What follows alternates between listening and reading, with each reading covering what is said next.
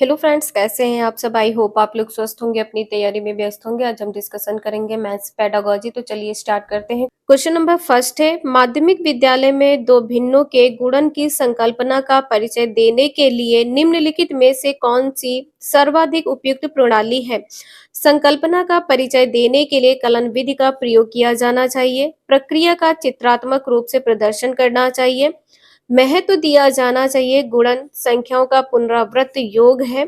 महत्व दिया जाना चाहिए कि गुणन विभाजन का प्रतिलोम है। इसका आंसर यहाँ पर बी सही होगा। यहाँ पर कहा गया है कि जो माध्यमिक विद्यालय है इसमें दो भिन्नों के गुणन की संकल्पना का परिचय देना है। सर्वाधिक उपयुक्त प्रणाली कौन सी है। प्रक्रिया का चित्रात्मक रूप में प्रदर्शन करना चाहिए। जो प्रक्रिया है, जैसे यहाँ पर कहा गया है कि दो भिन्नों के गुणन, अब यहाँ पर लिख दिया है दो भिन्न के गुणन। भिन्न यहाँ पे मान लीजिए x बटे वाई है और गुणे y बटे x है, ये आपस की भिन्न है, तो इसको यहाँ पे प्रदर्शित करने की बात की गई है। बी आंसर इसका यहाँ पर सही है। नेक्स्ट है, निम्नलिखित में से गणित शिक्षण के उच्चतर लक्ष्य को प्राप्त करने की विशेषता नहीं है। विद्यार्थियों को गणित के आधारभूत संरचना को समझने में सहायता बिल्कुल सही है। विद्यार्थियों को संबंध पहचानने में समर्थ बनाना, ये भी सही है। विद्यार्थियों को यांत्रिक परिकलन में प्रशिक्षित करना, यहाँ पर कहा गया है कि विद्यार्थियों को यांत्रिक परिकलन में प्रशिक्षित करना, इसका आंसर यहाँ पर सी सही होगा। नेक्स्ट है, विद्यालय पाठ्यक्रम में महत्वपूर्ण गणित पढ़ाया जाना चाहिए, इस कथन का क्या अर्थ है। गणित केवल उन्हीं विद्यार्थियों को पढ़ाया जाना चाहिए जिनकी योजना इसे उच्चतर कक्षाओं में पढ़ने की है। ये पॉइंट यहाँ पर गलत है। कहा गया है कि गणित वही छात्र या वही विद्यार्थी पढ़ेंगे जो आगे उच्च कक्षाओं में पढ़ सके, ये पॉइंट यहाँ पर गलत है। जिन विद्यार्थियों की गणित में अरुचि है उनके लिए कठिन संकल्पनाओं को पढ़ाना छोड़ दिया जाना चाहिए। यहाँ पर शिक्षक ना पढ़ाए इसकी बात की गई है, ये भी पॉइंट यहाँ पर गलत है। विद्यार्थियों के लिए उन संदर्भों का प्रबंध कराना जो कि गणितीय संकल्पनाओं की आवश्यकताओं को उजागर करते हैं, इसका आंसर यहाँ पर सी सही हो जाएगा।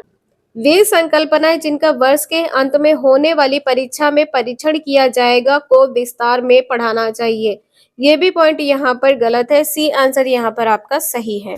नेक्स्ट है, निम्नलिखित में से सही कथन को चुनिए। औपचारिक उपपत्ति को केवल आगमनिक तर्कणा से प्राप्त किया जा सकता है। परिकल्पनाएं सदा निगमनिक तर्कों द्वारा सूत्रबद्ध होती है। गणितीय ज्ञान की संरचना में अनुमान लगाने की कोई भूमिका नहीं है। सामान्यीकरण की वैधता को निर्धारित करने के लिए प्रति उदाहरण सहायक है। इसका आंसर यहाँ पर डी सही होगा। जो सही कथन है, सामान्यीकरण की वैधता को निर्धारित करने के लिए प्रति उदाहरण सहायक है। ठीक है, यहाँ पे बच्चों को उदाहरण देने की बात की गई है। डी आंसर इसका यहाँ पर सही है। नेक्स्ट है, निम्नलिखित में से कौन सा गणितीय प्रतिरूपण का उदाहरण है। परिकलन यंत्रों का निपुणता से प्रयोग करना, एक शाब्दिक समस्या के लिए समीकरण बनाना, लंबी गणना को करने के लिए गणितीय युक्तियों का प्रयोग करना, तीन विमाओं वाली त्रिविमीय आकृतियों के नमूने बनाना, इसका आंसर यहाँ पर बी सही हो जाएगा। गणितीय प्रतिरूपण का उदाहरण एक शाब्दिक समस्या के लिए समीकरण बनाना। ठीक है, बी आंसर इसका यहाँ पर सही है। नेक्स्ट है, एक त्रिभुज के समद्विबाहु होने के लिए निम्नलिखित में से कौन सा कथन सही है।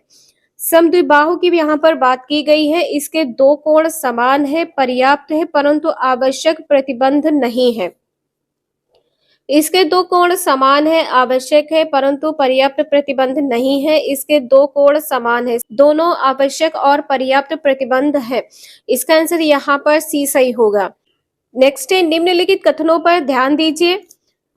कथन दिया है n सम संख्या है तो n स्क्वायर सम है। यहाँ पर कहा गया है कि कोई संख्या यदि सम है तो स्क्वायर भी उसका सम होगा। मान लीजिए यहाँ पे 2 है तो 2 का स्क्वायर करेंगे तो कितना हो जाएगा, 4, तो बिल्कुल सही है।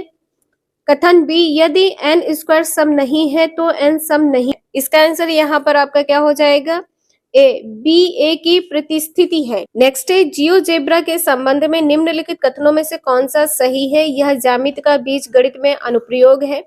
यह गणित की शाखा है जो कि ज्यामिति और बीजगणित से संबंधित है। यह ज्यामिति का एक विशेष प्रकरण है।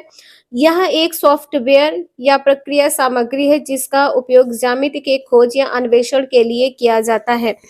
इसका आंसर यहाँ पर डी सही होगा। नेक्स्ट है, गणित के शिक्षण अधिगम के संबंध में निम्नलिखित कथनों में से कौन सा सही है? निर्देश का माध्यम गणितीय समझ पर असर करता है। जेंडर का गणितीय योग्यता पर असर करता है। यहाँ पर कहा गया जो जेंडर है गणितीय योग्यता पर असर करता है, पॉइंट यहाँ पर गलत होगा। अध्यापक की अधिगमकर्ताओं के प्रति धारणा का गणितीय सक्षमता पर कोई प्रभाव नहीं होता है। गणितीय सामर्थ्य जन्मजात है। इसका आंसर यहाँ पर ए सही होगा। गणित के शिक्षण अधिगम के संबंध में कथन सही है। निर्देश का माध्यम गणित की समझ पर असर करता है। ए आंसर यहाँ पर सही है। नेक्स्ट डिस्कैलकुलिया की विशेषता है। इसका आंसर यहाँ पर क्या होगा? संख्याओं की संकल्पनाओं को समझने में कठिनाई, बिल्कुल सही है। संख्याओं के अंतर्ज्ञान की पकड़ में कमी, ये भी सही है। संख्याओं के शाब्दिक या स्थानिक रूप से समन्वयन करने की अयोग्यता, ये भी सही है। यहाँ पर वर्णमाला की बात की गई है, ये पॉइंट यहाँ पर गलत होगा। सी आंसर इसका यहाँ पर सही है, ए बी सी। ये सभी क्वेश्चन आपके ऑनलाइन पेपर में पूछे जा चुके हैं। वीडियो यूजफुल लगे लाइक करें, चैनल को सब्सक्राइब करें एंड शेयर करें। Thank you for watching this video.